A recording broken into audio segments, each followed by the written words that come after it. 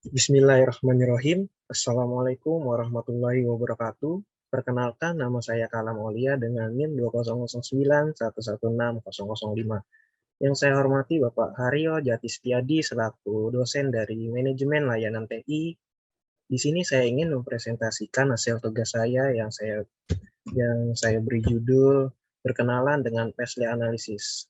Untuk pembahasan pertama adalah PESLE Analysis adalah sebuah akronim dari tools yang digunakan dalam manajemen strategi untuk menganalisis, mengidentifikasi, dan memantau faktor eksternal apa saja yang bisa berdampak bagi perusahaan di masa depan. Akronim PESLE ini terdiri dari 6 kata yang mewakili P politik, E ekonomi, E sosial, T teknologi, L legal, dan E environment. Apa kira-kira makna dari 6 kata ini? Berikut penjelasannya. Politik. Maksud kata politik dalam PESLE analisis adalah mengetahui sejauh mana pemerintah bisa mempengaruhi ekonomi atau industri tertentu. Selain itu, bentuk faktor politik biasanya berupa kebijakan fiskal, tarif perdagangan, kebijakan pajak, dan lain-lain, di mana semua kebijakan ini dipungut oleh pemerintah dan bisa memengaruhi lingkungan bisnis ekonomi secara luas.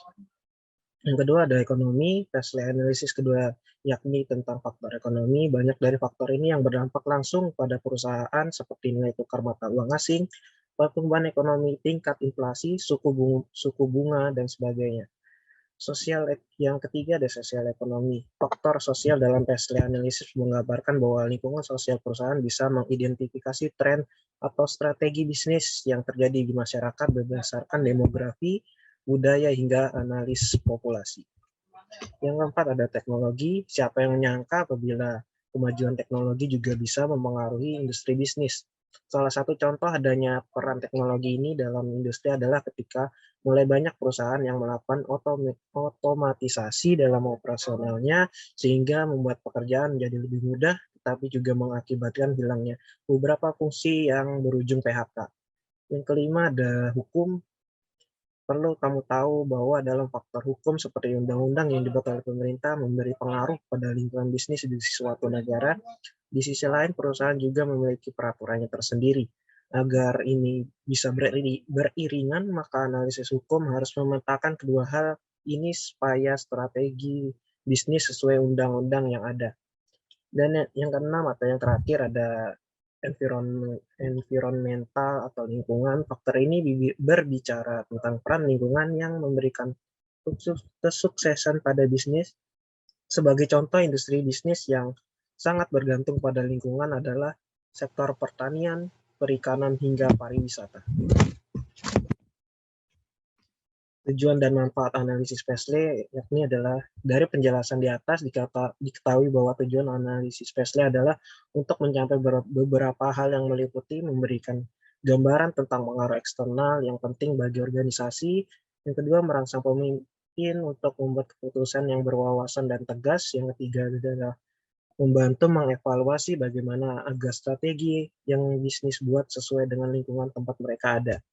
Tidak hanya ada sebagai strategi bisnis semata, PESLE analisis juga bisa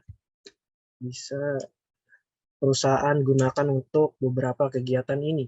Yang pertama ada rencana pemasaran dengan memprioritaskan aktivitas bisnis untuk membantu mencapai tujuan pemasaran tertentu dalam jangka waktu yang telah ditentukan. Yang kedua, perencanaan tenaga kerja supaya selaras dengan strategi bisnis. Fungsi PESLE di sini supaya mengidentifikasi perubahan yang mengganggu pada model bisnis yang bisa berdampak pada landscape sektor ketenaga kerjaan di masa depan. Yang ketiga ada product development. PESLE analisis membantu perusahaan untuk memutuskan apakah suatu produk mampu memenuhi kebutuhan pasar dan apabila layak memberikan saran kapan sebaiknya produk tersebut diluncurkan.